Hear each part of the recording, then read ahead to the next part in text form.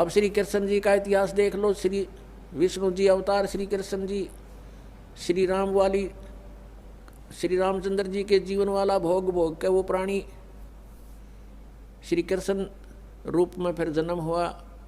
सारा जीवन दुखी रहा श्री कृष्ण, सारा जीवन जेल में जन्म हुआ, माता पिता कैद में, कभी मामा शत्रु हो गया, कभी पूतना मारने जा रही है, कभी केसी, कभी तानौर शत्रु हो गया, कभी जरासेंग लड़ने को आ रहा है, कभी शिशुपाल से युद्ध हो रहा है, कवासुनी हो रही है, और कभी फिर काल्यवन आ रहा है। इस दुख में श्री कृष्ण जी ने मथुरा का त्याग कर दिया और ऐसे स्थान पर रहने लगे जहाँ कोई ना पहुँच सके। समझदार व्यक्ति यही सोचते हैं, राड से बाढ़ अच्छी होती है, झगड़े से बचाव अच्छा होता है। श्री कृष्ण जी उन सबको भी मार सकते थे, क्योंकि वो त्रिलोक के में एक विभागीय मंत्री है, विशेष शक्ति होती है प्राणी में, वो उनके अंदर शक्ति थी। लेकिन यही सोचा था कि किस किस ने मारूं या तो सबकी बुद्धि भ्रष्ट। तो श्री कृष्ण जी ने द्वारका बनाई। समुद्र के बीच में एक टापू था जिसका केवल एक गेट था, द्वारिका, एक द्वार की नगरी। और ये सोच करके वहाँ यदि इतनी दूर, पहले तो कोई आवेगा नहीं, ऐसे स्थान पर जा रहे हम, और वहाँ कोई आवेगा युद्ध करने तो हम एक ही तरफ से उसका सामना कर सकते हैं, इसलिए एक गेट था उसका, और बाकी 3 समुद्र था 3 तरफ। तो वहाँ श्री कृष्ण जी चले गए, अपना अधिकतर सारा ही जीवन वहाँ व्यतीत किया।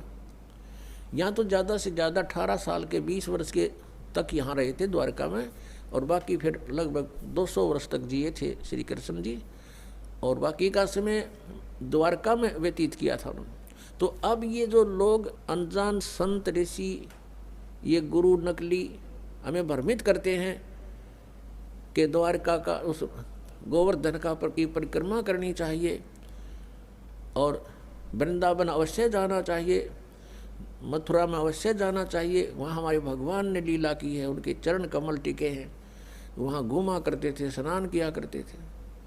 अरे श्री कृष्ण जी यहाँ तक 20 वर्ष रहे थे इस मथुरा में, बाकी 180 साल तो वहाँ रहे हैं द्वारका में, और वहाँ का नामो निशान मिट गया उस द्वारका को। इसलिए वहाँ खत्म की द्वारका, समुद्र में डूब गई श्री कृष्ण जी की मृत्यु के बाद, और यादों का विनाश हो गया था, आपस में लड़के मर गए थे, और जो बाकी शेष औरतें बची थी उनको अर्जुन ले आया था, सब खाली हो गई थी द्वारका। उसके बाद वो समुद्र ने डबो दी थी, अंदर चली गई। कारण यही था कि भगवान ने सोचा कि यहाँ आएंगे फिर ये धक्के खान द्वारका में इतनी दूर, इसलिए उसका नामो निशान मिटवा दिया था। अगर आज द्वारका होती तो ये नकली कहते द्वारका में भगवान रहे थे, वहाँ जाया करो, वहाँ बहुत पुण्य होता है। उस द्वारका में तो सत्यानाश होया था, सारे यादव कटका मर गए थे वहाँ पर। आज भी जाते हैं वहाँ बहुत से श्रद्धालु।